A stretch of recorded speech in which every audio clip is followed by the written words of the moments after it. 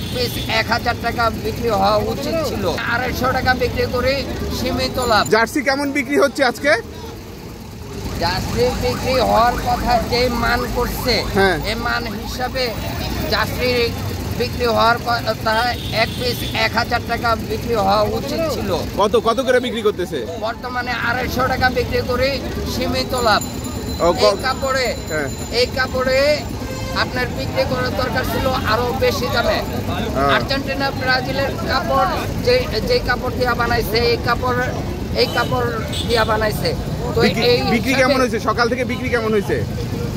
তেমন একটা হয় নাই, কিন্তু রেট কম বলে। বাংলাদেশ হিসাবে এই কাপড়ের রেট হওয়ার দরকার ছিল 1000 টাকা। ঠিক আছে, আপনারা দেখলেন যে খুবই ভালো মানের জার্সি এখানে রয়েছে, বললো যে 1000 টাকা রেট হওয়া দরকার।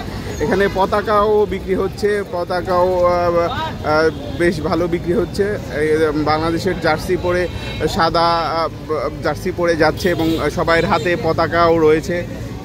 আপনারা দেখবেন এখানে বেশ নানান সাইজের পতাকা রয়েছে, বড় ছোট, মাথায় পাতা পতাকা রয়েছে। সন্ধ্যা 7টার সময় খেলা, দেখবেন আপনারা অনেক ফ্যান ফলোয়ার চলে এসেছে। ভাই, আপনারা কোন জায়গা থেকে আসছেন? কি প্রত্যাশা করেন আজকে? কয় গোলে জিতবে? আশা করি 2টা বা 3টা গোল দিব বাংলাদেশ।